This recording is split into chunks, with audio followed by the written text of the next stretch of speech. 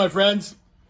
Today the video is going to be a little bit different. It's something that transpired. It's something that's been coming up for a while. It started back in November. Actually, started obviously a long time before November, but the fight for it really started back in November. Then came February, and the other side provided their side of it. And then just last week, something happened. And it all surrounds this animal right here. This is the world's smallest cetacean. Cetaceans are your dolphins and like. And this one here is called the Vaquita. It lives in an area between Mexico, northern Mexico, in the coastal waters between Mexico and California. But it lives in a very, very isolated area. It lives in a very, very protected area. And this species has been on rapid decline to the point that they feel there may only be a dozen individuals left in the entire world. That's scary. But because of this cetacean, all sorts of other ramifications are starting to come to light. So as I mentioned, the fight for this has been going on for a while. The animal's been in decline for a while. It's not something that just kind of crept up on us. Holy smokes, now we're going to lose them. It's been something that's been going on for a while. But in November, the Convention of International Trade of Endangered Species, or CITES, met in Panama. And in Panama, they had their meetings. And one of the items in question on that meeting was dealing with this particular animal. And they basically were very aggressively pushing Mexico, which is one of the CITES countries, to really put in place different measures to protect this animal, which is in rapid decline. This animal isn't dying natural causes. This animal's dying exactly this way as pictured. It's bycatch, and it's being caught in these massive gill nets where they're basically taking everything else. And this animal cannot survive this. Cetaceans, being mammals, have to go to the surface and breathe. Whales, dolphins, like us, we have to go and we have to breathe atmospheric airs. This animal gets caught in a net, it's an instant death. It has no way of surfacing to get air. But that's not the animal in question that they're actually after. They're not after looking for cetaceans or vaquitas. They're not after that because that's not an animal they want for food. The animal in question is this animal. This is the Tatoaba. And the Tatoaba is actually a CITES Appendix 1 animal. Catching this fish and using this fish, selling this fish, or trading in any part of this fish, maybe even just oil or anything, is highly illegal in the international trade of the CITES, Convention of International Trade of Endangered Species. But this is a giant sea bass.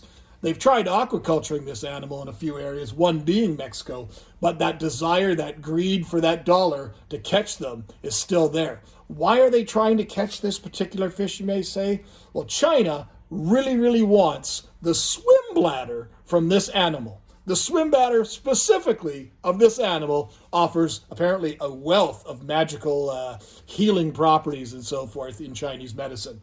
And they've put this animal on the absolute brink of extinction, and not just it. This animal, as I mentioned, is highly illegal to capture or trade in any form, but also they've put that beautiful little dwarf cetacean, the smallest dolphin in the world, on the absolutely critical endangered list. And all cetaceans are CITES Appendix 1. So this is a problem, but the problem is we're talking here, this is a channel that focuses on nature. Yes, focuses on insects and arachnids and isopods and vivariums and plants and all sorts of stuff. So Biggs, why are you talking about fish? Well, this particular video, I'm going to be putting on both channels because it is such an important message that we all need to learn from, be it in protecting species, be it a fish, be it another animal, be it an invertebrate, it doesn't really matter. We have to do the right thing and we've got to spread the word. So why are we talking about fish, Biggs? Let's get into it further. So as I mentioned, they met in Panama, they started their discussions, and they put this pressure on Mexico to put forth rules and changes to how they were going to put in place things to stop fishing for this and things to protect the Vaquita. So what did Mexico? Mexico came back with their proposal of how they're going to implement these things, and that was brought back to CITES mid-February.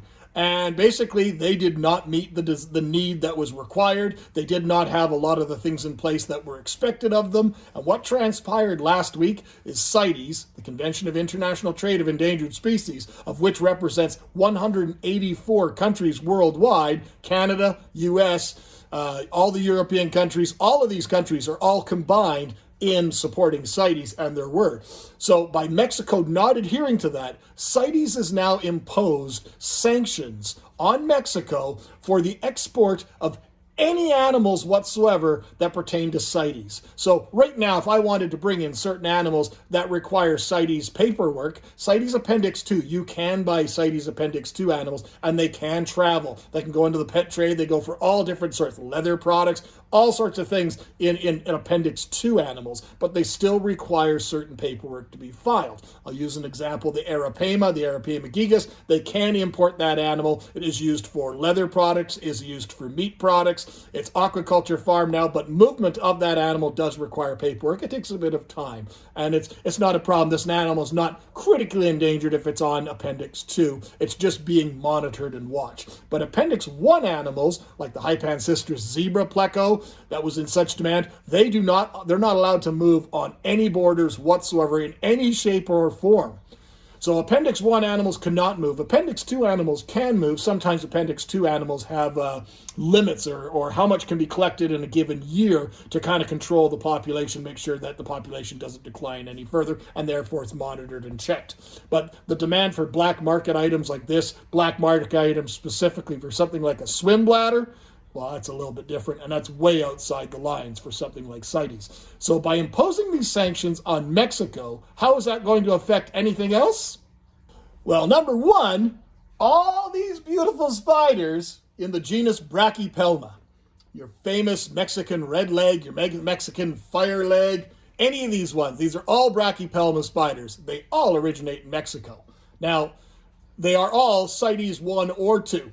I believe almost all of them are CITES Appendix 2, and they all can travel. And in Canada, we have 3 or 4 major tarantula suppliers, and they regularly do CITES imports on these animals, and it's all done properly, and they distribute the animals for the pet trade. They bring them in small, and they distribute them.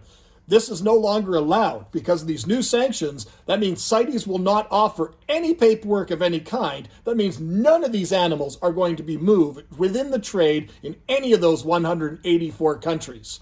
Now, there's no timeline on this. This could be indefinite, or this could be until Mexico follows with the judgments and the rules that they were set in place for them to put these policies and protections in place to stop the fishing of that one and protect the other.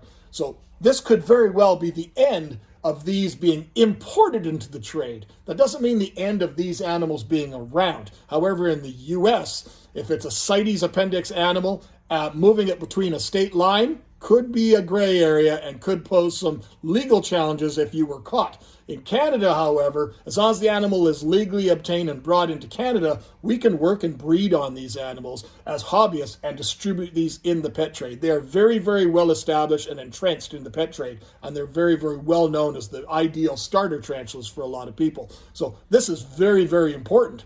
But what else? Well, axolotls are another species that is endemic only to Mexico. So again, you can't import these. They're not available for import directly out of the wild anymore. They're very, very highly protected species. And that's one species they have been able to protect fairly well because of its habitat. But they are very, very well entrenched in the pet trade and very, very easy to breed in the pet trade, as you've seen. They're available at every reptile expo you go to. They're wonderful, wonderful, wonderful aquatic pets. Very, very unique and easy to care for. However, in the U.S., because of the way your laws are written, transporting a CITES-based animal across a state line without proper paperwork could mean a federal offense. But there's more. All your milk snakes, king snakes, now not all of them, they all don't come from just Mexico, but they start in the southern states and they work all the way through Mexico down into Central America. But your very popular Mexican king, black king snake, is staple in the hobby, and many of them have the name Mexico in their name. So a lot of those different bandeds, Sonoran, Jalisco, any of those ones, those are all Mexican species. So we're facing the exact same problems. So by going back and not protecting this, by not protecting this particular animal has sent this entire chain of motion into place. And maybe you didn't think about it, but think about it if you're following me on the spider side and on the realm nature where this video may be shown. As I mentioned, I'm going to put them on both channels. You can see the ramifications that may pose to you. For you and your collection, as you now have proof that you have some of these items and where you source some of these items, because moving these items between state lines may pose a problem. Hopefully down the road, this problem will be solved, hopefully long before we lose this animal in the wild. But it's nice to see that CITES is there to protect the interests of the animals first and foremost globally. But think about it also, if you follow me on the Mad Aquarius, the fish channel, there's many fish. There's a lot of critically endangered gadaids and live bears. Some of the cichlids are critically endangered, albeit some of them have not been elevated onto the list for CITES as of yet. But you talk about certain species like Herichthes or whatever the new Nosferatu, the Labradens group, some of those ones from the Media Luna region, they've almost been extirpated by invasive species. You talk about a lot of these different gadaids and so forth, and certain other cichlid species, they've all been damaged by their habitats being destroyed through massive pollution, through agricultural pollution, or just sheer waste product, tailing ponds, and also, predatory fish that have been introduced. Peacock bass being introduced, loricariid plecos being introduced, destroying habitats, tilapians being introduced and outcompeting species for food and making the waters turbid. A lot of these animals, once these areas are destroyed, they cannot be released back. There's just nothing there for them. So this little dolphin here, this dwarf dolphin, this cetacean, the Vaquita, this is an important animal. And you see now how it all ties it all together in the circle of life. So hopefully you guys enjoyed today's video. It was a little bit grim, but it was a message I think that needed to be said. And hopefully you guys enjoyed it. Take care.